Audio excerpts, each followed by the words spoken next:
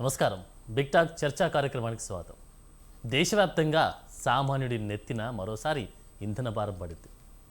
నిత్యం ధరల మంటతో అల్లాడిపోతున్న ప్రజలపై చమురు కంపెనీలు ఈ నెల 15న భారీ వడ్డన శంఖారావం పూరించాయి. లీటర్ పెట్రోల్పై ₹3.39, అలాగే డీజిల్పై ₹3.26 పెంచుతూ ఆయిల్ కంపెనీలు అయితే ఈ నిర్ణయం తీసుకున్నాయి. అది కూడా దేశవ్యాప్తంగా. అయితే మరి అసలు ఆందోళన కలిగించే విషయం ఏంటంటే, ఈ పెంపు ఇక్కడితో ఆగలేదా, లేదా భవిష్యత్తులో ఇంధన ధరలు మరింత ప్రియం కానున్నాయా అని ఆర్థికవేత్తలు అయితే నెత్తి నోరు బాదుకుంటున్నటువంటి వైనం కనిపిస్తూ ఉంది. సో మరి ఈ రోజులో చూస్తే ఫైనల్గా ప్రతిదీ కూడా పెరిగినటువంటి వైనం కనిపిస్తూ ఉంది. ప్రతి ధరలు పెరిగాయి. సామాన్యుడైతే బ్రతకలేనటువంటి సిచ్యువేషన్ కలిగింది. ఎందుకంటే బయటికి వెళ్తే ఇప్పుడు మనం చూస్తూ ఉన్నాం, ఏది కొనాలన్నా ప్రియమైపోయింది. షాంపూ, సబ్బు, ఎవ్రీథింగ్ ఇలా చూస్తే సామాన్యుడి నుంచి పెద్దవారు కూడా కొనేటువంటి ప్రతి వస్తువులో కూడా వడ్డన పెరిగింది. ఎందుకంటే ఇవి పెరిగాయి, మేము ఇవి పెంచామంటూ కూడా చెప్తా ఉన్నారు. సో పెరిగాయి పక్కన పెడితే ఇప్పుడు మళ్ళీ పెరిగాయి. ఇప్పుడు క్రూడ్ ఆయిల్ ధరలు పెరగడం, వీటి ప్రభావం నిత్యావసర వస్తువులపై పడడం, ఇవి కామన్ అయిపోయాయి, రెగ్యులర్ అయిపోతూ ఉన్నాయి, పెరుగుతూ ఉన్నాయి. మొన్న మనం చూసాం, గ్యాస్ ధరలు పెంచారు, ₹993 పెంచారు. 5 కిలోలకు సంబంధించి అయితే 200 చిల్లర పెంచారు. సో ఇలా చూస్తే ప్రతిది కూడా పెంచడం, సామాన్యుల నడ్డి విరచడం, ఇది రెగ్యులర్గా జరుగుతున్నటువంటి సిచ్యువేషన్ కనిపిస్తుంది. అంటే ఎప్పుడు ఏం పెరిగేది కూడా అర్థమయ్యేటువంటి పరిస్థితి కనిపిస్తలేదు ఇక్కడ. సో మరి బయటికి వెళ్ళేటువంటి పరిస్థితి లేదు. ఎందుకంటే మొన్న చెప్పారు, మోదీ గారు ఏం చెప్పారు, ప్రతిదీ కూడా ట్రావెలింగే కానీ కొనడమే కానీ ఎవ్రీథింగ్ బంద్ చేయండి, అవసరమైతేనే వెళ్ళండి, అవసరమైతేనే కొనండి, ఆయిల్ లేకపోతే ఇంకా ఏం కొన్నా కూడా ఖచ్చితంగా ఆలోచించి కొనండి, ఆలోచించేయండి అని చెప్పినటువంటి మంత్రాన్ని జపించారు. మనల్ని కూడా జపింపజేస్తున్నటువంటి పరిస్థితి కనిపిస్తూ ఉంది. సో మనం చూద్దాం. ఈ యొక్క చర్చా కార్యక్రమంలో మనతో పాల్గొంటున్నటువంటి వారు నారపరాజు నరసింహరావు గారు, రాజకీయ సీనియర్ విశ్లేషకులు, అలాగే తాటికాయల జయరావు గారు, రాజకీయ సీనియర్ విశ్లేషకులు, అలాగే పైళ్ళ కృష్ణారెడ్డి గారు, బీజేపీ సీనియర్ నాయకులు, రాహుల్ గౌడ్ గారు, కాంగ్రెస్ రాష్ట్ర అధికార ప్రతినిధి. నమస్కారం అండి అందరికీ. సో మనం చూస్తూ ఉన్నాం సార్, మరి మెయిన్గా అయితే మనం అనుకోవచ్చు, రోజుకైతే సామాన్యుడి నడ్డి విరిచేటువంటి వైనం కనిపిస్తూ ఉంది. బ్రతకడము కూడా ఆలోచించాలి. ఎందుకంటే బ్రతకాలి అంటే ఖచ్చితంగా ఏదో ఒకటి కొనాలి. అవి కొన్నది కూడా తినేటువంటి పరిస్థితి కనిపిస్తుంది. కొనలేను, ఇటు తినలేని పరిస్థితి ఏర్పడుతుంది కదా రోజుకి. సో మనం చూద్దాం, మెయిన్గా అయితే ఈ రోజుల్లో సామాన్యుడు బ్రతికేటువంటి పరిస్థితి ఏ విధంగా ఉంది ఏంటనేది కూడా మనం తెలుసుకుందాం. సో మరి మొదటిగా రాహుల్ గౌడ్ గారు, కాంగ్రెస్ రాష్ట్ర అధికార ప్రతినిధి. నమస్కారం సార్. నమస్కారం సార్. మీరు చెప్పండి, మెయిన్గా అయితే మనం చూస్తూ ఉన్నాం, బీజేపీ ప్రభుత్వాన్ని ప్రజలైతే నెత్తిన పెట్టుకున్నటువంటి సిచ్యువేషన్ కనిపిస్తూ ఉంది. ఎందుకంటే థర్డ్ టర్మ్ ఇది, మూడోసారి గెలవడం. సామాన్యుడి ఆలోచన ఏంటి, ఖచ్చితంగా ఈ ప్రభుత్వం ఉంటే మాకు అంతో ఇంతో ఉపయోగకరంగా ఉంటుంది, మేము బ్రతకడానికి కూడా వెసులుబాటు కల్పించేటువంటి అవకాశం కనిపిస్తుంది అంటూ కూడా వారిని నెత్తిన పెట్టుకున్నటువంటి వైనం కనిపించింది. సో మరి ప్రభుత్వం ఏం చేస్తూ ఉంది, సామాన్యుడిని అడ్డు విరిచేటువంటి కార్యక్రమం జరుగుతూ ఉంది. సో మరి దీనికి సంబంధించి మీరేమంటారు సార్? సార్, ముందుగా మీకు ప్యానల్ పెద్దలకి అందరికీ వీక్షకులకు నమస్కారం సార్. సో ముఖ్యంగా ఈరోజు పెట్రోల్, ఈరోజు మీరు చూసే ఉంటారు, రాష్ట్ర వ్యాప్తంగా దేశవ్యాప్తంగా కానీ ₹3 పెరగడం కూడా ఎంతో బాధాకరం. ఎందుకంటే రోజుకి ఇంత పెరుగుతుంది. అక్కడ వార్ ఎంత జరుగుతుందో, ఆ వార్ అయిపోయి కూడా చాలా టైం అవుతుంది. ఆ టైం అయిపోయినా కానీ సరే, వార్ దెబ్బ ఈరోజు పెట్రోల్ మీద, ఇంధనం మీద మొత్తం పడ్డది. అది దేశవ్యాప్తంగా తెలుసు. కానీ మోడీ గారు చేసే ప్రయత్నాలు చేయాల్సింది కానీ విఫలం అవుతారని దీన్ని బట్టి అర్థమవుతుంది. ఎందుకంటే స్పష్టంగా క్లారిటీగా అర్థమవుతుంది. ఏదో ఒక అంకతోనే ఈ రోజు మనం చూసారు, నిన్న మొన్న దేశం అంతటా ముఖ్యమంత్రులు, ఉప ముఖ్యమంత్రులు అంతా కాన్వేలు ఇచ్చిపెట్టి సైకిళ్ళ మీద నడుచుకుంటా 2 కార్లు 3 కార్లు మెయింటైన్ చేసుకుంటా, ప్రధానమంత్రి గారు 2 కార్లు 3 కార్లు, ముఖ్యమంత్రి గారు 2 కార్లు, ఎలాంటి జెట్ సెక్యూరిటీ లేకుండా తిరుగుతారంటే ఇదంతా ఏదో కాదు, ఒక డైవర్షన్ పాలిటిక్స్ గా. ఆ డైవర్షన్ పాలిటిక్స్ ప్రతి ఒక్క రాష్ట్ర ముఖ్యమంత్రికి రుద్దుదామని చెప్పి రుద్దుతుండు మోడీ గారు. ఎందుకంటే దీన్ని బట్టి జనాలకు అర్థమైపోతుంది సార్, ఇక మళ్ళీ బీజేపీ ప్రభుత్వం కేంద్రంలో రాదని అర్థమైపోతుంది. ఎందుకంటే ఎంత భారం పడైనా సరే ఆ భారాన్ని తట్టుకునే కేపబిలిటీ మన దగ్గర ఉండాలి. ఆ ప్రజలు నమ్మి ఈరోజు మిమ్మల్ని నిలబెట్టిరు సెంట్రల్ లో. ఆ సెంట్రల్ లో దాన్ని వినియోగించుకోవాలి. ప్రధానమంత్రి గారు ఉన్నారు, ప్రధానమంత్రి గారు అసలు దేని పట్టించుకోకుండా ఈ రోజు ఒక్క రూపాయి ఇవాళ రూపాయలు పెరుగుతుంది, రేపు రూపాయలు పెరుగుతుంది, మళ్ళీ ఇంకొక 6 నెలల పెరుగు కూడా పోవడం వల్ల తక్కువ చేసుకుంటే లేదు. ఎందుకంటే మీరు ఇందాక అన్నట్టు కూడా చాలా బాధాకరం సామాన్యుల పరిస్థితి ఏంది. నేను not only Telangana, overall India గురించి కూడా మాట్లాడుకుంటే సామాన్యుల పరిస్థితి ఏంది, చాలా బీద స్థితి నుంచి ఉంటారు. వాళ్ళ పరిస్థితి ఏంది, వాళ్ళ అవసరాలు ఏంది అందరికీ వెళ్తుందా సార్? కొందరికి వెళ్ళిన వాళ్ళు ఉంటారు స్తోమత, కొందరికి వెళ్ళని వాళ్ళు ఉంటారు. ఈ జిఎస్టీలైనా ఈ పన్నులైనా ఇవన్నీ మోడీ గారి ప్రభుత్వంలోని ఇవన్నీ అమలైనాయి. అది మోడీ గారి ప్రభుత్వం పోయినప్పుడు ఇవన్నీ పోతాయి. ఎందుకంటే దేశ ప్రజలకు అర్థం అవుతూనే ఉన్నది రోజుకింత అభివృద్ధి చెందుతా అంటే అభివృద్ధి కాదు, డౌన్ అయిపోతున్నాం. ఈ పనుల మీద పనులు కొడుతున్నాం. ఏ పనులు నడిచినా నడవకపోయినా కానీ, సీజన్ ఉన్నా సీజన్ లేకపోయినా కానీ దేశ ప్రజలు మొత్తం వాళ్ళ మీద భారం పడ్డా సరే పనులు మాత్రం వసూలిస్తారు. మీదికి మాత్రం దుర్పరించుకుంటా మేము ఉన్నాం, దేశ రక్షణ చేస్తాం, ఒక సింధూరు కాపాడి సింధూరు చేస్తాం అని అంటారు, అదంటారు ఇదంటారు, ఏది ఉండదు. ఎందుకు భారం తీసుకోవాలి? ఎందుకు కేంద్ర ప్రభుత్వాన్ని విమర్శిస్తారు, కేంద్ర ప్రభుత్వాన్ని తిడతారు అని చెప్పి జనాలు తిడతారు అని చెప్పి అనిపించుకోలేక ఈ రోజు మోడీ గారు ఒక కొత్త తరంగా ఒక కొత్త డ్రామా పెట్టుకొని పెట్రోల్ ధరలు పెరుగుతున్నాయి, డీజిల్ కొరత వచ్చింది, పెట్రోల్ కొరత వచ్చింది అని చెప్పి ఆ కొరత ఈ రోజు 3 రూపాయలు వచ్చింది కదా, జనాలు చీకొడుతూ తప్పుపడతారు, జనాలు సహించారు, ఊరుకోరు అని చెప్పి నేను 2 వాహనాలు పెట్టుకొని తిరుగుతున్నా, 3 వాహనాలు. ఎప్పుడైనా చరిత్రలో ఎప్పుడన్నా ఒక ప్రధానమంత్రి గారు ముఖ్యమంత్రి గారు ఆ తిరిగి ఎంత కొరతలు, ఇట్లాంటి కొరతలు కూడా చాలా సందర్భాలు కూడా వచ్చినాయి, యుద్ధాలు కూడా చాలా జరిగినాయి. కానీ డైవర్షన్ చేయాలని చెప్పి ఆ డైవర్షన్ పాలిటిక్స్ ప్రతి రాష్ట్ర ముఖ్యమంత్రి మీద చల్లుకోవడం, బీజేపీ ముఖ్యమంత్రులు కాదు ప్రతి ముఖ్యమంత్రి మీద కూడా చల్లుకోవడం పోతున్నాం. ఇక అది ఎంతవరకు దారి తీస్తుందేమో. ఇదే అవగాహన మోడీ గారికి మూడు టర్ములు పాలించింది కదా, మరి కొరత భవిష్యత్తులో ఎంతైనా అని చెప్పి మరి ఇదే కొరత కోసం మరి వాహనాలు తక్కువ చేయొచ్చు కదా. ఇదే స్టేట్మెంట్ ప్రతి ఒక్క ముఖ్యమంత్రి గారికి ఇవ్వచ్చు కదా. 3 ఆయముల నుంచి 12 ఏళ్ల నుంచి ప్రధానమంత్రి ఉన్నాడు, మీద అంత ప్రేమ ఉండి ఈ రోజు కాన్వే తక్కువ చేసుకున్నా అంటే రియల్ గా దాన్ని కూడా స్వాగతిస్తున్నారు, అప్రిషియేట్ చేస్తున్నా సార్. ఓకే, ప్రధానమంత్రి గారు మంచి ఆలోచనతోనే పోతుంటారు. ఇదే మంచి ఆలోచన భవిష్యత్తు కోసం ముందు తరం కోసం అని చెప్పి ఆలోచన చేసుకొని ముందుకు పోతే ఏమవుతుంది? అది పోని, అది లేదు, చిత్తశుద్ధితో పోతారంటే చిత్తశుద్ధి కమిట్మెంట్ తో పోతలేరు వాళ్ళు. ఏడో ఒక దగ్గర ప్రతి ఒక్క కుటుంబం మీద, ప్రతి ఒక్క వ్యక్తి మీద పైసా వసూలు చేస్తారు.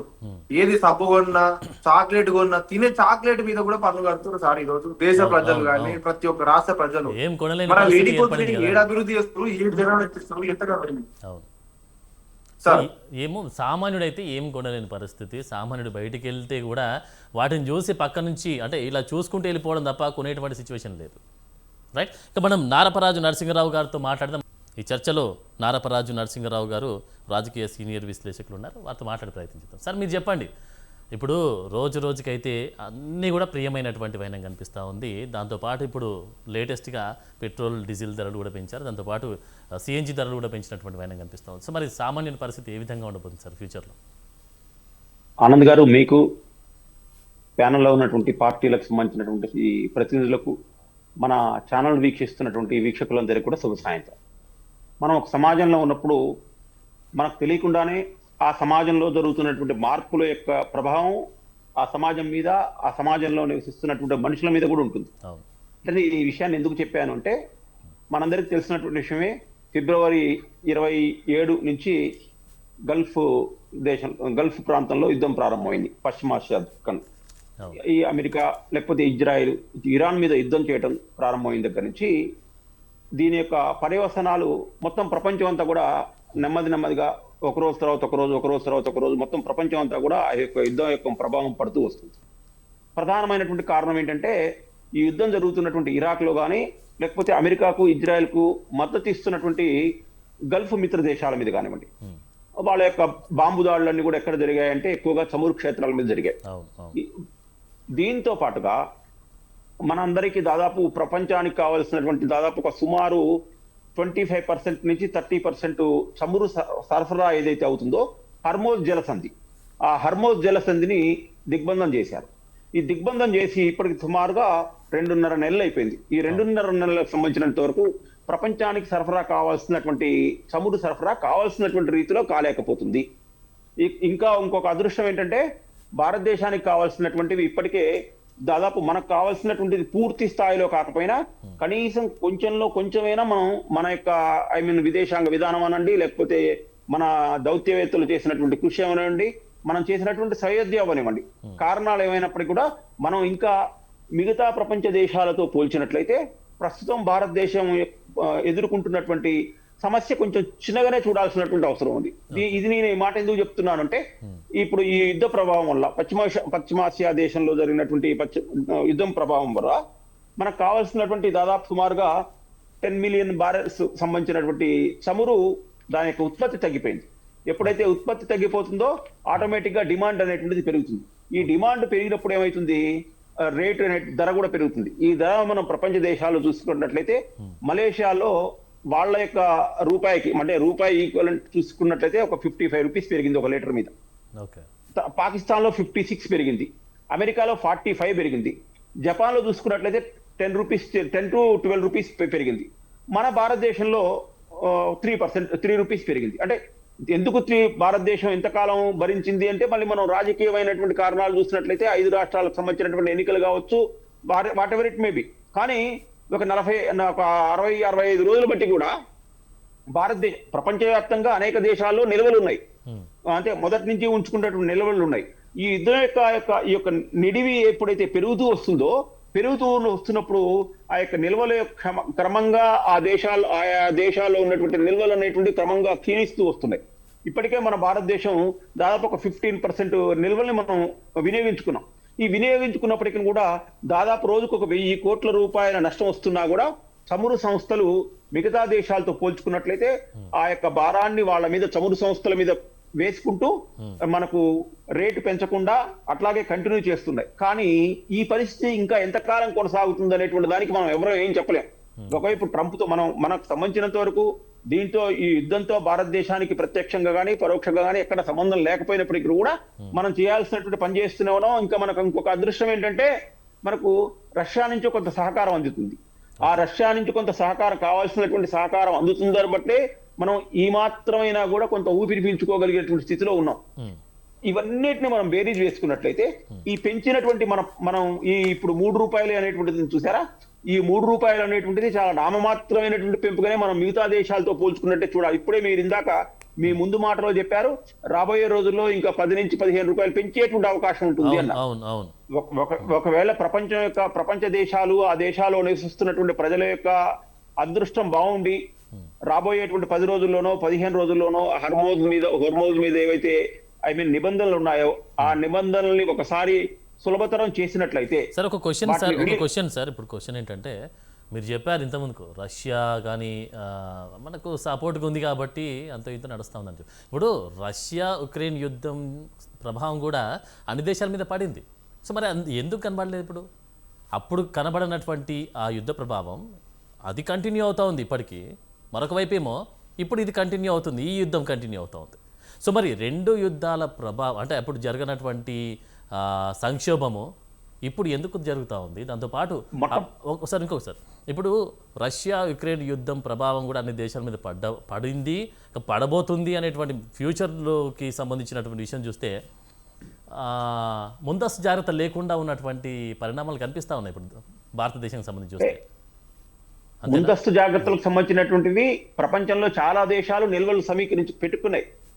అసలు ఇప్పుడు ప్రధానమైనటువంటి అడ్డంకి ఏంటంటే ఇప్పుడు మీకు కాల్పుల విరమణకు సంబంధించినటువంటి దాదాపు 15-20 రోజులు బట్టి వాళ్ళ మధ్య కొంత ఏదో సంధి ప్రయత్నాలు జరుగుతున్నప్పటికీ కూడా హోర్మోజ్ మీద ఉన్నటువంటి ఆ యొక్క అడ్డంకులు ఏవైతున్నాయో అవి తొలగిపోలేదు. ఆ 20 రోజుల క్రితమే ఇవి తొలగిపోయినట్లయితే మనం ఇప్పుడు ఉన్నటువంటి ఏదైతే మనం పెట్రోల్ డీజిల్ కు సంబంధించినటువంటి ప్రైస్ ఇంక్రీజ్ అనేటువంటిది జరగకుండా ఉండేది. ఆ భారం ఇప్పటికీ మనకు చమురు ఏవైతే కార్పొరేషన్ భరిస్తూ ఉండేది. కానీ అక్కడ ఎప్పుడైతే హోర్మోజ్ మీద సంబంధించినటువంటిది ఇంకా పట్టుబట్టి ఉన్నారో ఒక్కసారి అది రిలీజ్ అయింది అనుకోండి, ఒక 2-3 రోజుల్లో మొత్తం రవాణా అంటే సరుకు రవాణాకు సంబంధించినటువంటి సరుకు రవాణాకు సంబంధించినటువంటి ఆంక్షలన్నీ తొలగిపోతే ఆటోమేటిక్ గా మనకు ఒక మంచి పెద్ద బ్రీతింగ్ వస్తుంది ప్రపంచవ్యాప్తంగా. అందులో ముఖ్యంగా మనలాంటి దేశానికి వస్తుంది.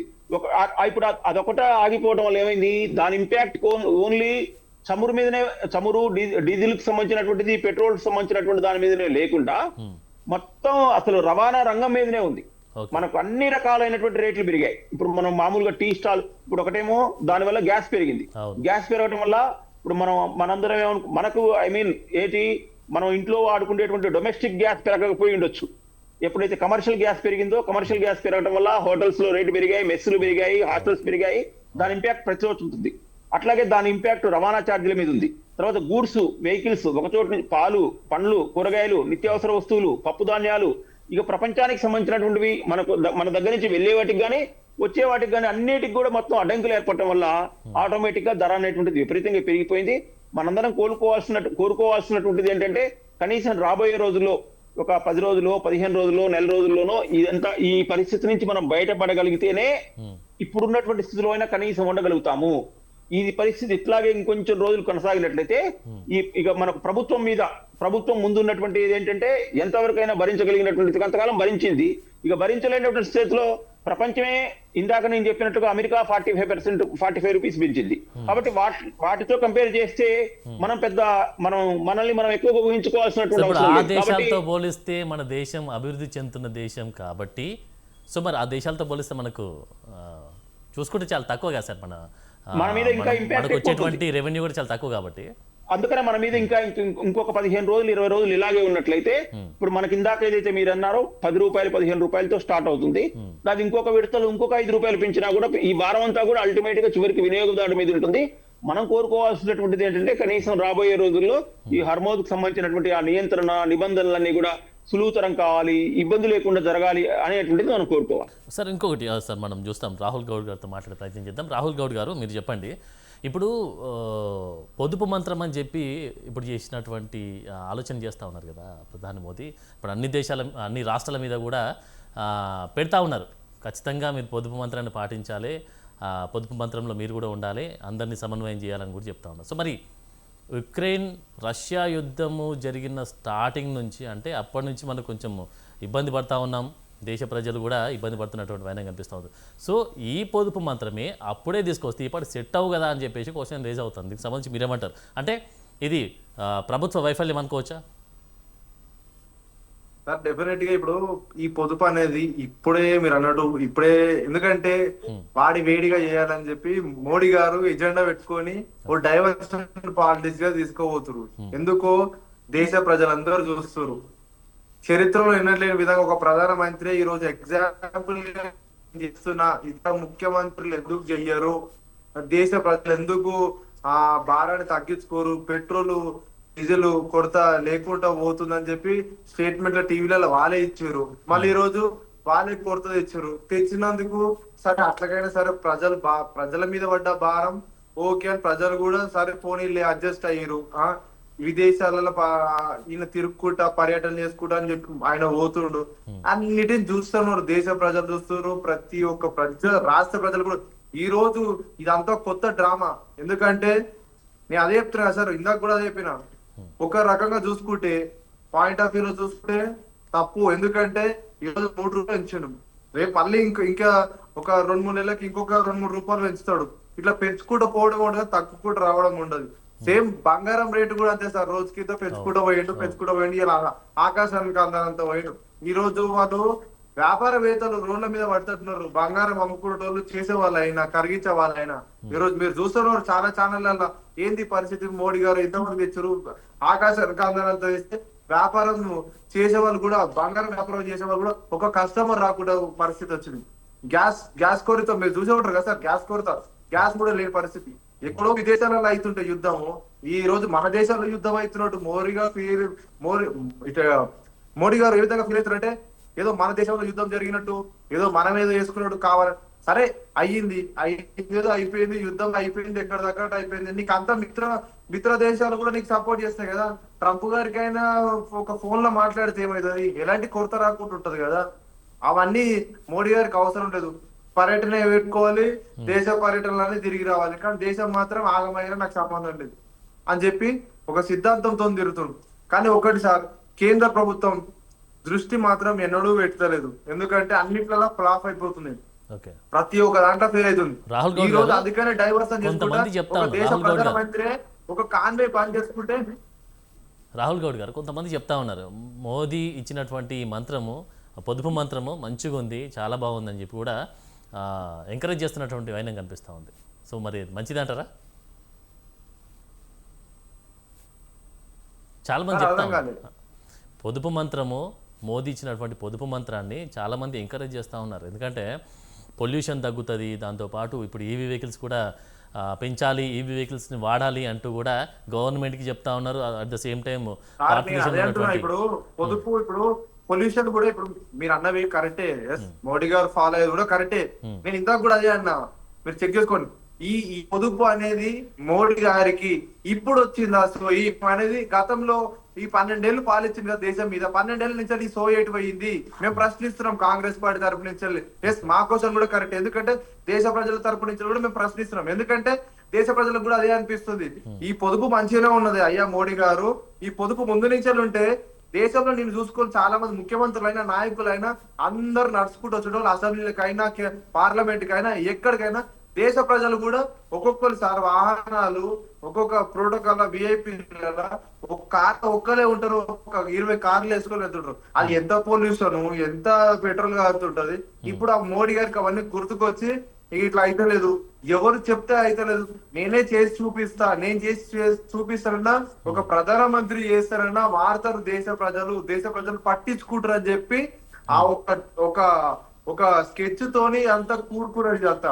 అంతేగాని మోడీ గారు ఏదో చేద్దామనో ఏదో సేవ్ చేద్దాం సార్. దేశ ప్రధానమంత్రి గారికి ఒక పెట్రోల్ కొడతా అంటే విదేశాలు కూడా చూసి నవ్వుకుంటారు సార్. సామాన్య ప్రజలు కూడా తిరుగుతారు, వీళ్ళ పోసుకొని ఒక్కొక్క కార్ కాదు 4 కార్లు వేసుకొని తిరుగుతారు. సరే, ఒక ఇన్స్పిరేషన్ గా తీసుకోవాలి, దేశ ప్రధానమంత్రిగా తిరుగుతుండు. మేము అదే అంటాం, ఈరోజు తిరిగినాం, నువ్వు ఇంకా ఎలక్ట్రిక్ వాహనాలు వాడాలి. మా ఒక సలహా కాంగ్రెస్ పార్టీ తరపు నుంచి, ఎలక్ట్రిక్ స్కూటీలైనా కార్లైనా ఏవైనా మీ ఎంపీలు గాని మీ కేంద్ర మంత్రులు గాని ఎవరైనా రాష్ట్ర ముఖ్యమంత్రులైనా ఎమ్మెల్యేలైనా ప్రతి ఒక్కరూ ఎలక్ట్రిక్ వాహనం వాడితే బాగుంటుందని చెప్పి మా సలహా. అది కూడా మా సలహా కూడా బానే ఉంటుంది. ఆ సలహా మోడీ గారికి ఇస్తున్నాం మా కాంగ్రెస్ పార్టీ తరపు నుంచి. దీన్ని పాటించాలని చెప్పి మేము చెప్తా ఉన్నారు.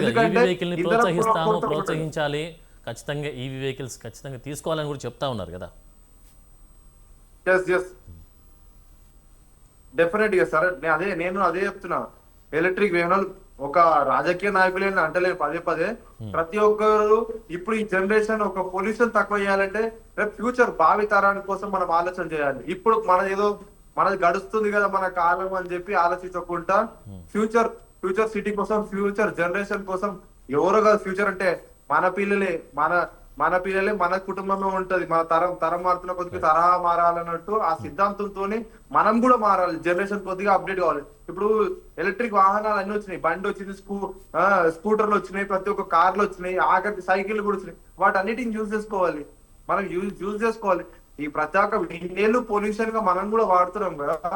సరే చలో, ఈ రోజు మంత్రి గారు మనకు ఆదర్శంగా నిలబడము, సరే దాన్ని స్వాగతిస్తున్నాం. కానీ ఇంకా మా ఒక సజెషన్ ఏంటంటే ఎలక్ట్రిక్ స్కూటీలైనా ప్రతి ఒక్క రాజకీయ నాయకులైనా సెలబ్రిటీలైనా వ్యాపారవేత్తలైనా సామాన్లైనా ఎలక్ట్రిక్ వాహనాలు వాడితే ఒక పొల్యూషన్ అయినా ఇంధనం కొరతలైనా తగ్గిస్తాం. అలాంటి దేశం ప్రజలం అవుతాం అని చెప్పి మా ఒక ఉద్దేశం సార్. Okay, right. నరసింహరావు గారు మీరు చెప్పండి. ఇప్పుడు రోజుకి మారుతున్నటువంటి వైనం కనిపిస్తూ ఉంది, వాతావరణమే కానీ ఇప్పుడు చూసాం ఎండాకాలం వచ్చిందంటే ఎండలు పడుతూనే ఉన్నాయి, ఉక్కపోతతో చచ్చిపోతా ఉన్నారు జనాలు. వర్షాకాలం వచ్చిందంటే వర్షాలు విపరీతంగా పడతా ఉన్నాయి. ఒకవేళ పడకపోతే సిచ్యువేషన్ మొత్తం మారిపోతున్నటువంటి వైనం కనిపిస్తాం. సో మరి వాతావరణంలో మార్పులు కూడా ఈ యొక్క పొల్యూషన్ కారణం అంటూ కూడా ఎన్డీఏ గవర్నమెంట్ చెప్తా ఉన్నటువంటి వైనం కనిపిస్తూ ఉంది. బీజేపీ ప్రభుత్వం ఏం చెప్తుందంటే ఖచ్చితంగా పొల్యూషన్ నివారించగలిగేటువంటి ఆలోచన వస్తూ ఉంటుంది కానీ. సో మరి ఈ యొక్క వీటికి సంబంధించి పొదుపు మంత్రాన్ని పాటించాలంటూ కూడా చెప్తా ఉన్నారు. సో మరి ఈ పొదుపు మంత్రంలో ఈ యొక్క విషయం చూస్తే డీజిల్ పెట్రోల్ రేట్లు పెంచుతూ ఉన్నాం అనేటువంటి సంకేతం ముందస్తుగా ఇవ్వకుండా ఇది జపం చేస్తూ ఉన్నారంటూ కూడా చెప్తా ఉన్నారు. దీనికి సంబంధించి మీరేమంటారు సార్?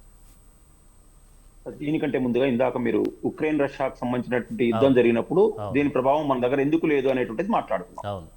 మళ్ళీ నేను ఇందాక ఏం చెప్తున్నా అంటే మన దేశానికి కావాల్సినటువంటిది దాదాపు సుమారుగా 80% చమురు ఏ రకమైనటువంటి చమురైనా కూడా మనం హర్మోజ్ మీదమే ఆధారపడి ఉన్నాం. గతంలో మన రష్యాకు సంబంధించినటువంటి ఉక్రెయిన్కి సంబంధించినటువంటి యుద్ధం జరిగినప్పుడు హర్మోజ్ ఫ్రీగా ఉంది. కానీ ఈ గల్ఫ్ యుద్ధం జరిగినప్పుడు హర్మోజ్ మీద నిషేధం ఉంది. ఈ నిషేధం ఉండటం వల్ల ఏమైంది, మనకు అక్కడి నుంచి రావాల్సినటువంటిది మనకే కాదు ప్రపంచ దేశాలకు రావాల్సినటువంటి సరఫరా ఆగిపోయింది. దానివల్ల ఇప్పుడు మనం చూస్తున్నటువంటి ఏదైతే మనం ఇప్పుడున్నటువంటి పరిస్థితి ఉందో ఇది కేవలం హర్మోజ్ ఆగిపోవడం వల్ల వచ్చినటువంటి పరిస్థితి. దీన్ని మనం ఇంతవరకు ఇలా చూడాల్సినటువంటి. ఇక మీరు పొదుపుకు సంబంధించిన విషయానికి వచ్చారు. ఈ పొదుపు అనేటువంటిది మొన్న నరేంద్ర మోడీ కొత్తగా మన పరేడ్ గ్రౌండ్స్ లో చెప్పినటువంటిది కాదు. సహజంగా మధ్యతరగతి భారతీయుడు అనేటువంటి వాళ్ళు ఎవరైనా కూడా చిన్న కుటుంబం, చింతలేని కుటుంబం. ఇప్పుడు మనం అంతకంటే ముందు నుంచి చూసినట్లయితే ఎప్పుడైతే విపత్కరమైనటువంటి పరిస్థితిలో ఉంటామో, అది వ్యక్తి కావచ్చు, కుటుంబం కావచ్చు, రాష్ట్రం కావచ్చు, దేశం కావచ్చు, ఆ విపత్కరమైనటువంటి ఆర్థికపరమైనటువంటి విపత్కరమైనటువంటి స్థితిలో ఉన్నప్పుడు తనకు తానుగా కొన్ని నియంత్రణలు మనం పెట్టుకోవడం అనేటువంటిది మనం చాలా కాలం నుంచి చూస్తున్నాం. మనం 1965 మన పాకిస్తాన్ యుద్ధం వచ్చినప్పుడు కూడా మన లాల్ బహదూర్ శాస్త్రి గారు గోధుమలకు సంబంధించినటువంటిది ఆహారాన్ని కొంచెం మీరు జాగ్రత్తగా తీసుకోండి అని చెప్పేసి దేశ ప్రజలకు సూచన చేసినటువంటి చరిత్ర మనం ఉంది. అట్లాగే కాకుండా మనకే ఇప్పుడు మనం కోవిడ్ టైంలో చూసాం. కోవిడ్ టైంలో చూసినప్పుడు చాలా మందికి 50% శాలరీస్ ఇచ్చినటువంటి వాళ్ళు ఉన్నారు, మన దగ్గర తీసుకున్నటువంటి వాళ్ళు ఉన్నారు. ఎస్పెషల్లీ మీలాంటి జర్నలిజం వాళ్ళకి చాలా పెద్ద పెద్ద మీడియా సంస్థలు కూడా వాళ్ళకు 50%, 70% శాలరీస్ ఇచ్చాయి. ఆ 70% శాలరీస్, 50% శాలరీస్ ఇవ్వడం వల్ల ఏమైపోయింది, అప్పటిదాకా మీరు 100% శాలరీ తీసుకున్నటువంటి వాళ్ళ యొక్క అంచనాలన్నీ తలకిందులైపోయాయి. ఆ తలకిందులు అయిపోయినప్పుడు మళ్ళీ ఆ పరిస్థితి నుంచి మనం లేచి మళ్ళీ మనం కుదుట పడేటువంటి అయితే సంధికాలం ఉందో ఆ సంధికాలం వరకు మనకు కావాల్సినటువంటి కొన్ని ఖర్చులను మనం తగ్గించుకొని నిలబడగలిగాం. అట్లా తగ్గించుకొని నిలబడగలిగిన వాళ్ళు ఇప్పుడు కొంచెం సుఖంగా సంతోషంగా ఉన్నారు. ఇంకా లేని వాళ్ళు అట్లాగే ఇబ్బందులు పడుతున్నటువంటి వాళ్ళని కూడా మనం మన చుట్టుపక్కల ఉన్నటువంటి సమాజంలో చాలా మంది చూస్తున్నాం. దీనికి కోసం అన్నట్టుగా నరేంద్ర మోడీ చెప్పాడు కాబట్టి మనం పొదుపు చేయాల్సినటువంటి అవసరం లేదు.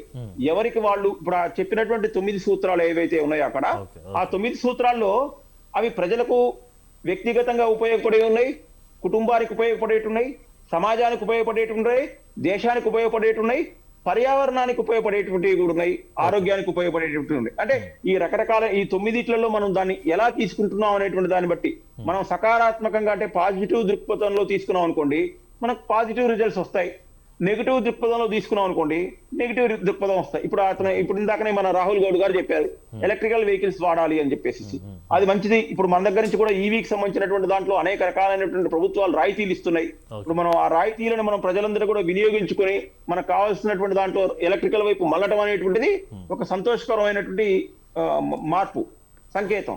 మొత్తం అంతా రాబోయే రోజుల్లో మనం ఈ యొక్క టర్న్ అనేటువంటిది పూర్తిగా అయిందనుకోండి, మనం మనకు కావాల్సినటువంటి చమురు నిల్వల్ని మరొకదానికి ఆ విషయం మాత్రం ఓకే సార్. ఇప్పుడు ఈవీ వెహికల్ని ప్రోత్సహించడం అంతా ఓకే సార్. ఇప్పుడు ప్రజెంట్ ఏంటంటే పెట్రోల్ రేట్ కానీ, డీజిల్ రేట్లు కానీ, గ్యాస్ రేట్లు కానీ పెంచడము సామాన్యుడి బ్రతుకు జీవితం మీద పడినటువంటి పెద్ద దెబ్బ సార్ ఇది. మరి ఈ యొక్క దెబ్బను సామాన్యుడు ఏ విధంగా దాన్ని అంటే దాంట్లో నుంచి బయటపడే అవకాశం ఉందంటారు? ఆనంద్ గారు మళ్ళొక్కసారి మీరు మీ మొబైల్లో చెక్ చేసుకోండి. మన దేశంలో పెట్రోల్ కానీ డీజిల్ కానీ లాస్ట్ పెంచినటువంటిది ఐ థింక్ 2023 అనుకుంటా. 3 years అయిపోయింది. అంటే 3 years గా ఇంపాక్ట్ సార్. ఈ ఇంపాక్ట్ ప్రతి వస్తువు మీద పడుతుంది కదా అంటున్నాను. ఉంటుంది, ఖచ్చితంగా ఉంటుంది సార్. అంటే ఇప్పుడు మళ్ళీ మనం ఎక్కడికి వస్తామంటే ఇప్పుడు మనం ఇది ఒక వ్యక్తి ద్వారా జరిగినటువంటి మార్పు కాదు. ప్రపంచ దేశాలు ఒక 2 దేశాలు ఆ సహజ నిల్వలు, చమురు నిల్వలు ఉన్నటువంటి దేశాలకు సంబంధించినటువంటి యుద్ధం జరుగుతున్నప్పుడు దాని ప్రభావం అన్ని దేశాల మీద ఉన్నది. కాబట్టి దాంట్లో భాగంగా మన మీద ఉన్నది. ఇంకా నేను చెప్పేటువంటిది ఏంటంటే మళ్ళీ చెప్తున్నాను, మనం పడాల్సినటువంటి దానికంటే తక్కువ పడుతున్నాం ప్రపంచ దేశాలతో పోల్చుకున్నట్లయితే. దానికి మనం ఇప్పుడు ఈ టైంలో మనం భారతదేశంలో ఉన్నందుకు మనం గర్వపడాల్సినటువంటి అవసరం ఉంది. మనం ఇందాక పెట్రోల్ కి సంబంధించినటువంటిది మీరు ఇందాక చెప్తున్నారు. మనం 3 సంవత్సరాల క్రితం నుంచి మనం కోవిడ్ టైంలో చూసుకోండి మీరు 2020 నుంచి 2023 వరకు మనకు చమురు సంస్థలకు సంబంధించినటువంటి అన్నిట్లలో రోజువారీ ధరలని సమీక్షిస్తూ వారానికి 10 రోజులకి పెరిగినటువంటి సందర్భం మనం చూసాం. ఆ సందర్భం తర్వాత దానికి ఒక దగ్గర కట్టడి చేసిన తర్వాత లాస్ట్ 2.5-3 సంవత్సరాల నుంచి మనకు ₹1 కూడా పెంచుకోలేదు. ఇంకా మనం చెప్పాలంటే రాష్ట్ర ప్రభుత్వాలకు సంబంధించినటువంటి మిగతా దేశంలో ఇప్పుడేమో ఇందాక మీరు ప్రారంభంలో ఏమన్నారంటే దేశవ్యాప్తంగా 3 రూపాయలు పెరిగింది అన్నారు. కానీ లీటర్కి సంబంధించినటువంటి ప్రైస్ దేశవ్యాప్తంగా ఒకే కొన్ని రకంగా చోట్ల లేదు. కొన్ని ప్లేస్లలో ఒక్కొక్కలా ఉంది అది. ఇది ఎందుకు ఉంది అంటే మళ్ళీ దీంట్లో రాజకీయం ఉంటుంది. ప్రతిపక్ష పార్టీలు, మళ్ళీ వ్యాట్లు, మళ్ళీ జిఎస్టీలు, రాష్ట్రాలకు సంబంధించినటువంటి వాటా, కేంద్రం ఇచ్చే, ఇవన్నీ మళ్ళీ దీంట్లోకి మనం పోకుండా చూసుకున్నట్లయితే మన ఇప్పుడు ఉన్నటువంటి రేటే దేశవ్యాప్తంగా ఒకే రకమైనటువంటి యూనిట్గా లేనప్పుడు మనం కొంతకాలం మరిగా ప్రపంచంలో వస్తున్నటువంటి మార్పులకు అనుగుణంగా భరించాల్సిందే. భరించకుండా మనం ఏమి తప్పించుకునేటువంటి పరిస్థితిలో లేవు అనేటువంటిది నేను చెప్పాలనుకుంటున్నాను. జనాల నుంచి కూడా ఒక క్వశ్చన్ రైజ్ అవుతుంది సార్, అది మీతో పంచుకుంటాను. ఇప్పుడు జనాల నుంచి రైజ్ అయినటువంటి క్వశ్చన్ ఏంటంటే, మొన్న చూసాం మనం 5 రాష్ట్రాల్లో ఎలక్షన్స్ తర్వాత రేట్లు పెంచుతారు అంటూ కూడా సోషల్ మీడియాలో పబ్లిసిటీ అయింది. సో మరి దాన్ని కొట్టిపారేశారు. మోదీ ఏం చెప్పారు, దాంతోపాటు ఇంధన శాఖ మంత్రులు కూడా ఏం చెప్పినటువంటి సిచ్యువేషన్ మనం చూస్తే మొత్తం రేట్లు అయితే పెంచే ప్రసక్తే లేదు అంటూ కూడా కొట్టిపారేశారు దానికి సంబంధించి. మరి ఉన్న పలంగా పెంచడం దీనికి ఏ విధంగా చూడొచ్చు అంటారు? నేను ఇందాక మొట్టమొదటి చెప్పినటువంటిదే ఒక మాట చెప్పున్నాను ఈ విషయానికి సంబంధించినటువంటిది రాజకీయపరమైనటువంటిదని. బహుశా ఇలా జరగకుండా ఉండుంటే బాగుండేది. ఏంటంటే వీళ్ళకు మన కేంద్ర ప్రభుత్వానికి కానివ్వండి, చమురు సంస్థలకు సంబంధించినటువంటి వాళ్ళకి కానివ్వండి, ఈ పరిస్థితి ఉంది, రాబోతుందనే విషయం తెలుసు ఖచ్చితంగా. ముందు మనకు ఎప్పుడు మార్చిలోనే తెలుసు. ఈ మార్చిలోనే తెలిసినప్పుడు ఈ పెంచాల్సినటువంటి 10 రూపాయలు లేకపోతే 3 + 10 13 కలుపుకొని ఆ రోజునే పెంచి కూడా ఎన్నికలకు వెళ్ళొచ్చు. దేనికంటే ప్రపంచవ్యాప్తంగా జరుగుతున్నటువంటి మార్పులు, ప్రపంచవ్యాప్తంగా అన్ని దేశాల్లో పెరిగినటువంటి ధరలను పెంచుకొని మేము ఇంకా తక్కువ పెంచాము, కానీ తప్పని పరిస్థితుల్లో పెంచాం కాబట్టి మీకు మీ యొక్క మద్దతు మాకు ఇవ్వండి అని చెప్పేసి అడిగి పెంచొచ్చు. కానీ మొన్నటి వరకు ఎన్నికల ఫలితం వచ్చే వరకు కూడా మేము ఎట్టి పరిస్థితుల్లో పెంచమని చెప్పి ఎన్నికల ఫలితం వచ్చిన తర్వాత 15 రోజుల్లో పెంచడం అనేటువంటిది మాత్రం కొంచెం మన అందరం కూడా దాన్ని అభ్యంతరం పెట్టాల్సినటువంటి అవసరమే. కనీసం ఇప్పుడు వాళ్ళు ఏదైతే కేంద్ర ప్రభుత్వం రోజుకు 1000 కోట్ల రూపాయలు బరాయిస్తుందో కనీసం ఇంకొక 3 నెలల పాటు దీని మీద ఉంచి ఇట్లాగే భరించి చూసుకున్నట్లయితే మనం దాన్ని కేంద్ర ప్రభుత్వం. కానీ ఇక్కడ మళ్ళీ ఏమైతుంది, 3 నెలలకు రోజుకు 1000 కోట్లు వేసుకున్నా కూడా దాదాపు 90,000 కోట్ల రూపాయల భారం మళ్ళీ అల్టిమేట్ గా అప్పుడు కూడా మన మీదనే పడుతుంది. అవును, మళ్ళీ మనం అంటే ఇక్కడ రాజకీయ కోణం చూసినప్పటికీ కూడా కేంద్ర ప్రభుత్వం తప్పు చేసినప్పటికీ కూడా తప్పు చేసింది అని మనం అనుకుంటున్నప్పటికీ కూడా మళ్ళీ అల్టిమేట్ గా దీన్ని భరించాల్సినటువంటి బాధ్యత ఎవరుంది అంటే మన మీదనే ఉంది. కాబట్టి సరే ఏదో అయింది, అప్పుడు ఇవ్వాల్సింది ఇప్పుడు అయింది, ఎప్పుడో అవ్వాల్సింది ఇప్పుడు అయింది అనుకోవడం తప్ప దీంట్లో మనం రాజకీయ పార్టీలు రాజకీయం చేస్తాయి. ఇంకా దాంట్లో మనం ఏం కాదనిలేము. ఆ పార్టీలు వాళ్ళకు అనుగుణంగా ఫలితం వచ్చినప్పుడు ఒక రకంగా, ఫలితం రానప్పుడు ఒక రకంగా మనం దాదాపు 75 సంవత్సరాల నుంచి అన్ని పార్టీల్లో చూస్తూనే ఉన్నాం ఈ రకమైనటువంటి వ్యవహార శైలి. ఇక మనం రాజకీయ పార్టీలు మనం అనేటువంటి స్థితిలో ఏమున్నాం అంటే, కాబట్టి ఇంకా మనం తప్పనిసరి పరిస్థితి ఈ రోజు. ఒక విషయం ఏంటంటే, ఇప్పుడు ఈ 3 రూపాయలు పెంచితేనే జనాలు అల్లాడిపోతున్నటువంటి పరిస్థితి కనిపిస్తూ ఉంది. మరొక తాజా అప్డేట్ మనకు అందింది ఏంటంటే, ఫ్యూచర్లో 2-3 వారాల తర్వాత లేకపోతే నెల రోజుల తర్వాత మళ్ళీ 10 రూపాయలు పెంచి ఆలోచన చేస్తూ ఉంది అంటూ కూడా వస్తున్నటువంటి సందర్భం కనిపిస్తూ ఉంది. మరి దీనికి సంబంధించి ఇది పెంచవచ్చు అంటారా? ఒకవేళ పెంచితే తర్వాత పరిస్థితులు ఏ విధంగా ఉండొచ్చు అంటారు? ఇందాకే చెప్పానండి, మళ్ళీ ఒకవేళ హర్మోజు క్లియర్ కానంత కాలం దీని యొక్క భారం మన మీద ఖచ్చితంగా ఉంటుంది. అది ఎప్పుడు అవుతుంది అనేటువంటి విషయం ప్రస్తుతానికి భగవంతుడికి కూడా తెలియదు. అంటే జనాల నుంచి ఎలాంటి రెస్పాన్స్ వచ్చే అవకాశం కనిపిస్తుంది అంటారు? ఇప్పుడు జనాల నుంచి వచ్చేటువంటి రెస్పాన్స్ అనేటువంటిది ఏంటంటే, ఇప్పుడు అర్థం చేసుకున్న వాళ్ళేమో అర్థం చేసుకుంటారు, సహకారం అందించేటువంటి వాళ్ళు సహకారం అందిస్తారు. కొంతమంది ప్రయారిటీస్ ఉంటాయి.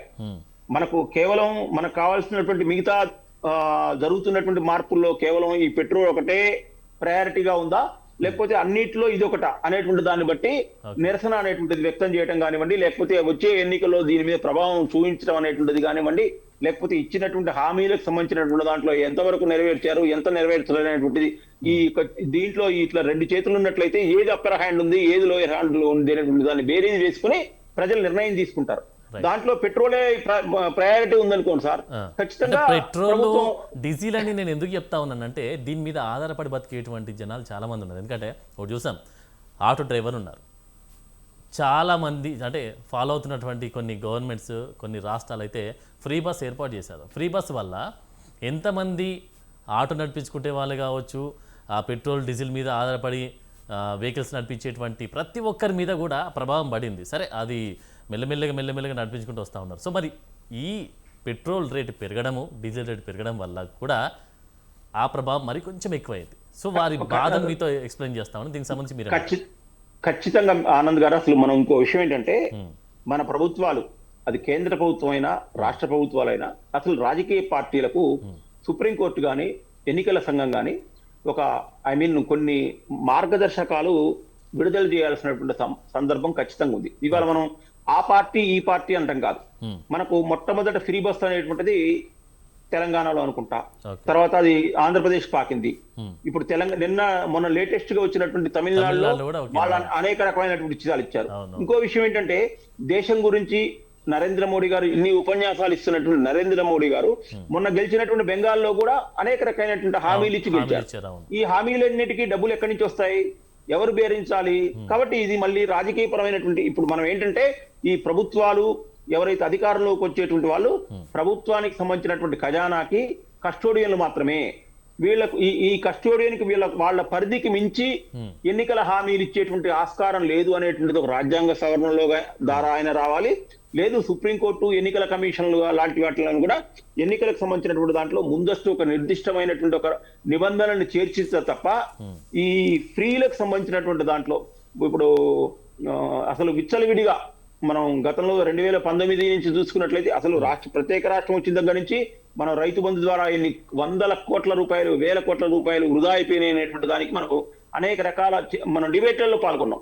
అంటే ఇప్పుడు ఎవరికైతే అర్హులో, నిజమైనటువంటి అర్హులు, అవసరానికి మనకు ఇవ్వాల్సినటువంటి వాళ్ళు ఎవరైతే ఉన్నారో వాళ్ళకి ఇవ్వటాన్ని ఎవరూ తప్పుపట్టడం లేదు, ఏ సమాజం కూడా తప్పుపట్టదు. కానీ ఇక్కడ మన దగ్గర ఉండేటువంటి మన సిస్టంలో ఉన్నటువంటి ఏదైతే లోటుపాట్లు ఉన్నాయో మనం వాటిని ఆధారంగా చేసుకుని ప్రతి ఒక్కరూ ఆ లబ్ధి పొందాలనుకునేటువంటి ఆలోచన రావటం, ఆ ఆలోచనకు మళ్ళీ ప్రభుత్వమే లోపాయికారితనంగా సహకారం అందించడం అనేటువంటిది ఇది మనం ముక్త కంఠంతో అందరం ఖండించాల్సినటువంటి అవసరం అయితే ఖచ్చితంగా ఉంది. ఇలా ఖండించి దీనికి ఒక నిర్దిష్టమైనటువంటి ప్రణాళిక రూపొందేంత వరకు కూడా మనం ఈ రకమైనటువంటి ఇబ్బందులు పడుతూనే ఉంటాం. అంటే జనాలు ఏమంటున్నారంటే ఈ యొక్క అంటే ట్రావెల్ చేయడమా లేకపోతే ఇంకేదో ఏదైనా కూడా ఈ సంపాదించేటువంటి సంపాదన చాలా వరకు దీనికే ఖర్చు అవుతుంది అంటూ కూడా బాధపడతా ఉన్నారు. అంతే కదా, మధ్యతరగతి వాళ్ళకు, మధ్యతరగతి దిగువ మధ్యతరగతికి అంటే ఆసరాగా నిలబడాల్సినటువంటి ప్రభుత్వాలు వాళ్ళు మేము ఉచితం ఇస్తున్నాం అనేటువంటి పేరుతోని 10 రూపాయలు ఉచితం ఇచ్చి 20 రూపాయలు వేరే పక్క నుంచి తీసుకుంటున్నటువంటి సందర్భం మనకు కనిపిస్తుంది. అంటే మనకి ఇంకా ఒక నిరక్షరాస్యత వల్ల కానివ్వండి, అమాయకత్వం వల్ల కానివ్వండి, లేకపోతే గ్రామీణ నేపథ్యం ఎక్కువ ఉండటం వల్ల కానివ్వండి, మనం ఏంటంటే ఆ 10 రూపాయలు ఏదైతే ఫ్రీ అనేటువంటి ఆకర్షణకు లోబడి ఉండటం వల్ల మన పక్క నుంచి ఎంత పోతుందో అనేటువంటిది వాస్తవాన్ని మనం తెలుసుకోలేనటువంటి స్థితిలో ఉన్నాం కాబట్టి ఈ ఇబ్బందులు పడుతున్నాం. రైట్. మరి అంటే ఈ కామన్ పీపుల్ మీరు చెప్పినట్టు దిగువ మధ్యతరగతి ప్రజలు ఉన్నారు, వీరికి మరి ఇలాంటి పెంపు విషయానికి సంబంధించి వస్తే కొంతవరకు అయితే ముందస్తు జాగ్రత్తలు తీసుకోవాలి. ముందస్తుగా అవగాహన కొన్నిటికైతే మనం చూస్తాం, కొన్నిటికి అవగాహన సదస్సులు ఏర్పాటు చేయడాలు ఇలాంటివి చెప్పి చేస్తున్నటువంటి సందర్భంలో చూసాం. ఇలాంటివి పెంచుతున్నాము అనేటువంటి ఆలోచన అయితే ముందస్తుగా వాళ్ళకి తెలిసి ఉంటాయి కాబట్టి సో వీళ్ళని దృష్టిలో పెట్టుకునే ముందస్తుగా చర్యలు చేపడితే బాగుండేమో అని ఆలోచనలు వస్తూ ఉన్నాయి సార్ చాలా వరకు. ఇప్పుడు ఈ రోజు నుంచి అందుకనే మీకు పీలర్లు వస్తున్నాయి. ఈ రోజు ఒక మూడు పీలర్లు వచ్చినట్టుంది సెంట్రల్ గవర్నమెంట్ నుంచి. 10 నుంచి 13 రూపాయలు పెరిగేటువంటి ఆస్కారం ఉంది 10 నుంచి 15 రోజుల్లో అనేటువంటిది. అవునవును. దీని మీద రేపు ఎల్లుండి ఇంకొకరు మాట్లాడతారు, 2 రోజుల తర్వాత ఇంకొకరు మాట్లాడతారు, వారం రోజుల తర్వాత ఒకరు మాట్లాడతారు. అల్టిమేట్ గా ఏంటంటే 15 రోజుల తర్వాత అంటే మనకు జూన్ 1 కల్లా అంటే మళ్ళీ హర్మోజ్ కు సంబంధించినటువంటి అది అట్లాగే ఆ ప్రతిష్టంభన అట్లాగే కొనసాగినట్లయితే ఖచ్చితంగా మనకు ఒక 15 రూపాయల వరకు భారం పడేటువంటి ఆస్కారం ఉంటుంది. మన చర్చలు కూడా అట్లే జరుగుతున్నాయి. మనం ఏమంటున్నాం, మనం ప్రజలకు ఏం చెప్తున్నాం, ఆ హర్మోజ్ తెరవకపోతే అక్కడ అట్లాగే ఇబ్బందులు అట్లాగే ఉన్నట్లయితే మన మీద మరింత ఇబ్బంది పడుతుంది అనేటువంటిది మన చర్చ యొక్క ప్రధానమైనటువంటి సారాంశం. మన చర్చలో పాల్గొంటున్నారు అంతం రామరెడ్డి గారికి. నమస్కారం సార్, బీజేపీ సీనియర్ నాయకులు. నమస్తే అండి సార్. మీరు ఒక క్వశ్చన్ సార్, ఇప్పుడు రాజకీయ సంక్షోభం, రాజకీయ పరిస్థితులను పక్కన పెడితే ఇప్పుడు మెయిన్గా అయితే ఒక సంక్షోభం మీద నడుస్తూ ఉంది సార్ చర్చ. రూపాయలు రేటు పెంచడం పెట్రోల్ డీజిల్ మీద, దాంతోపాటు గ్యాస్ ధరలు కూడా నడ్డి విరిచినటువంటి పరిస్థితి కనిపిస్తూ ఉంది సామాన్య ప్రజల మీద. సో మరి గవర్నమెంట్ మీద అయితే కొంతవరకు వ్యతిరేకత వచ్చేటువంటి అవకాశం కనిపిస్తూ ఉంది కదా సార్ మీ బీజేపీ ప్రభుత్వం మీద. దాంతోపాటు సామాన్య ప్రజలు క్వశ్చన్ చేస్తాం, మేము ఎట్లా బ్రతకాలి అంటూ కూడా క్వశ్చన్ చేస్తాం. దీనికి సమాధానం మీరేం చెప్తారు? అది గత 4 సంవత్సరాలుగా ఉక్రెయిన్ రష్యా యుద్ధంతోనే కొంత క్రూడ్ ఆయిల్ సమస్య వచ్చింది. అవును, మన దేశ ప్రధాని మోడీ ఏంటంటే మొదటి నుంచి రష్యా భారత స్నేహం ఉంది. ఇంకా దానికి అదనంగా మోడీ గారి పుతిన్ గారి స్నేహం దానికి ప్లస్ అయి మనం ఆ ఎఫెక్ట్ మన భారతదేశం పడకుండా మోడీ గారి సమర్థ నిర్ణయాలతో గత 4 సంవత్సరాలుగా ప్రపంచంలో పెట్రోల్ డీజిల్ ధరలు పెంచని ఏకైక దేశం భారతదేశం. ఓకే, 4 సంవత్సరాలు దాటిపోయింది ఏది ఉక్రెయిన్ రష్యా యుద్ధం జరగబట్టి. కానీ గత ఫిబ్రవరి చివరి 27-28 తారీఖు నుంచి మొదలైన ఈ పశ్చిమాసియా యుద్ధం అదేంటంటే అది మనకు పెట్రోలు, క్రూడ్ ఆయిల్, ముఖ్యంగా ఈ గ్యాస్ సప్లై కేంద్రంలో జరుగుతుంది. అది ఆ ఏరియాలో దాని హర్మోజ్ జలసంధి ఏంటంటే మనకు వచ్చే గ్యాస్ 70% 60% అక్కడి నుంచే వస్తుంది. క్రూడ్ ఆయిల్ కూడా చాలా వరకు వస్తుంది. దాంతో మనకు సప్లై ఎఫెక్ట్ బాగా పడ్డది. రేటు కూడా దాని యుద్ధంతో $60-70 మధ్య ఉండేది, 120 కూడా దాటిపోయింది. ఇప్పుడు 109 నడుస్తుంది ఏది బ్రెంట్ క్రూడ్ రేట్. ఈ రోజు నాకు ఉన్నది 109 అనుకుంటా. కాబట్టి ఏంటంటే రేటు దాదాపు 50% ఏమో పెరిగింది ఏది ఇంతకుముందు రేటు. 4 సంవత్సరాలుగా ఏంటంటే మోడీ ప్రభుత్వ పాలసీ ఏంటంటే మన దేశంలో పూర్ అండ్ మిడిల్ క్లాస్ ఎక్కువ ఉన్నారు. మిడిల్ క్లాసులు కారు కొనే స్థాయిలో ఉన్నారు దేశ అభివృద్ధితోటి. పూర్లో కొంచెం అప్పర్ సెక్షన్ 2 వీలర్ కొనే స్థాయిలో ఉన్నారు. లోవర్ మిడిల్ క్లాస్ 2 వీలర్ కొంటారు, కొంత కారు. వాళ్ళని క్రూడ్ ఆయిల్ రేటు బట్టి మనం తగ్గిస్తే, కరోనా టైంలో $16 ఉండే బ్రెంట్ క్రూడ్ రేటు, దాన్ని ఆ విధంగా తగ్గిస్తే చాలా తక్కువ ఉందని కొంటారు. మళ్ళీ అది 120కి పోయింది నాకు, ఎక్కడ 16 ఎక్కడ 20, దాని తిరిగి వేస్తే నడపలేరు, అమ్ముకోవాలంటారు.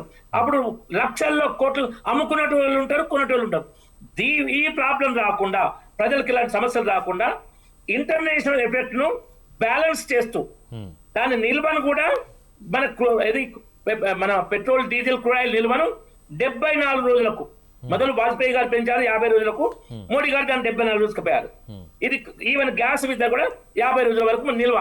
ఈ వచ్చిన లాభాన్ని మనం ఈ పెంచడం కోసం, తర్వాత దేశ ఈ అవసరాల కోసం ఇంకొకటి ముఖ్యమైన అంశం ఏంటంటే మోడీ గారు ప్రధాని వరకు మన దేశంలో 12 కోట్లే ఉండే గ్యాస్ కనెక్షన్లు, 11 కోట్లు 12 కోట్లు, ఇప్పుడు 23 కోట్లు దాటిపోయినాయి, 33 కోట్లు ఎంత కూడా దాటిపోయింది బాగా. కాబట్టి మోర్ దాన్ డబుల్.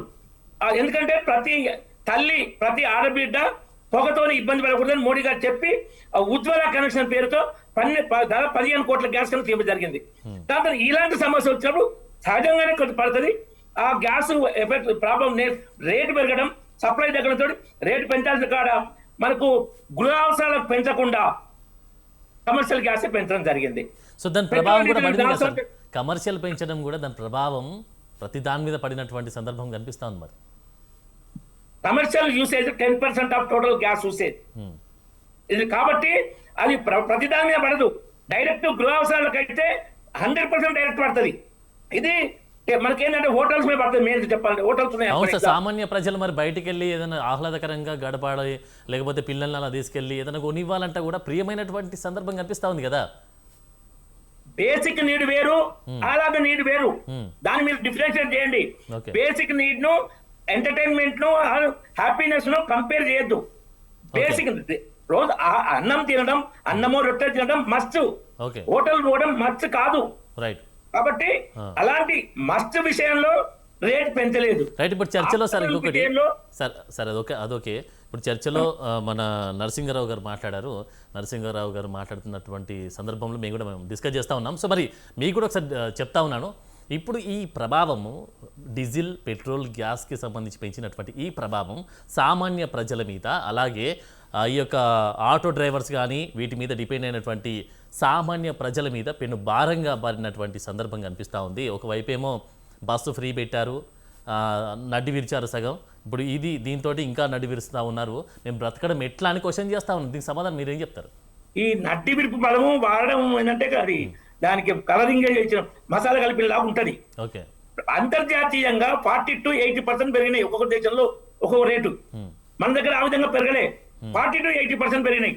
ఈ క్రూడ్ ఆయిల్ గ్యాస్ విషయంలో మనం అట్లా లేకుండా ప్రయత్నం చేసినాం. ఇప్పుడు ఏంటంటే ఈ యుద్ధం ఇప్పట్లో అయిపోయే పరిస్థితి లేదు.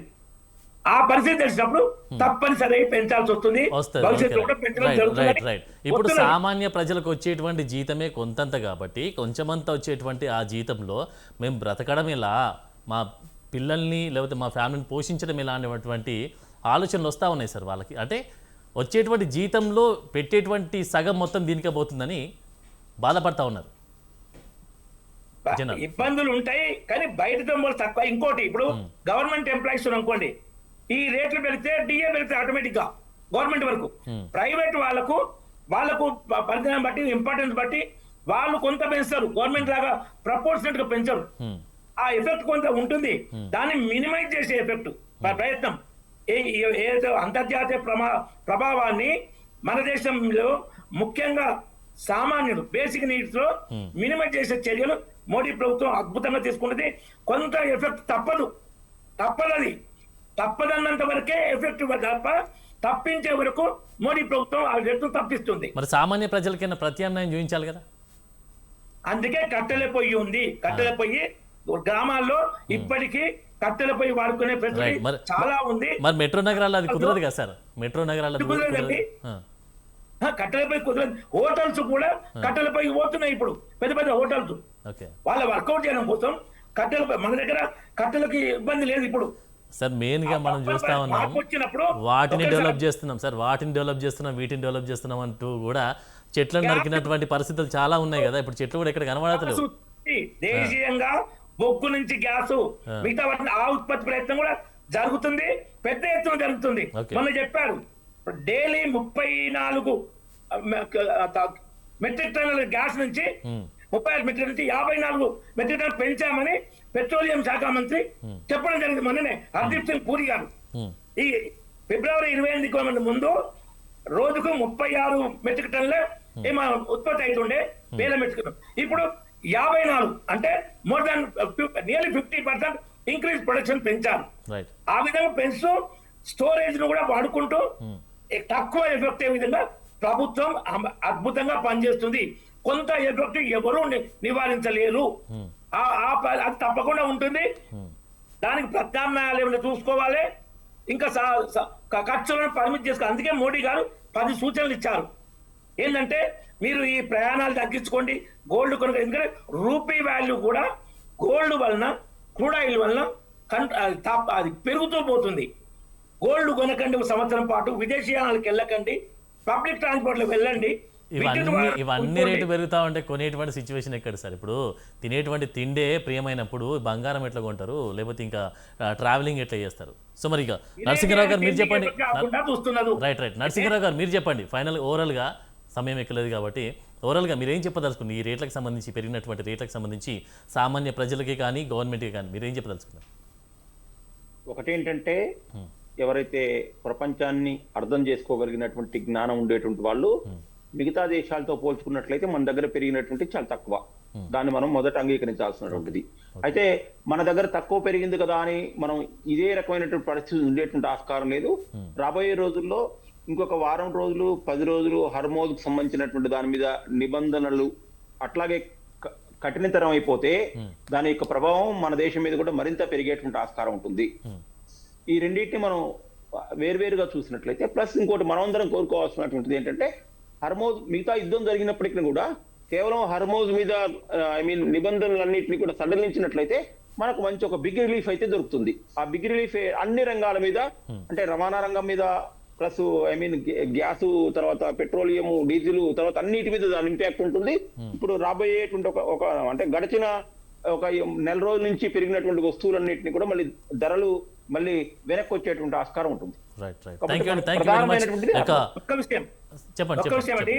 ప్రధాని గారు ఇప్పుడు 5 దేశాల టూర్ లో మొదలు యుఏఈ వెళ్లారు, వాళ్ళతో ఒప్పందం చేసుకున్నారు క్రూడ్ ఆయిల్ గ్యాస్ సప్లై గురించి. ఈ సమస్య పరిష్కారానికే ప్రధాని గారు అత్యంత శ్రద్ధ చూపించి ఇప్పుడు విదేశీ పర్యటన చేస్తున్నారు. అగ్రిమెంట్ కూడా యుఏఈతో అయిపోయినాయి కాబట్టి సమస్య పరిష్కారం కొంత అవుతుంది, కానీ మొత్తం మన చేతిలో ఉండదు. రైట్ ఓకే అండి. బిగ్ టాక్ చర్చా కార్యక్రమంలో పాల్గొన్నటువంటి నారపరాజు నరసింహరావు గారికి, అలాగే రాహుల్ గౌడ్ గారికి, అంతెం రామరెడ్డి గారికి చాలా థ్యాంక్ యూ అండి. Thank you very much. ఇది ఇవాల్టి బిగ్ టాక్ చర్చా కార్యక్రమం. మరొక అంశంతో మళ్ళీ కలుద్దాం. నమస్కారం.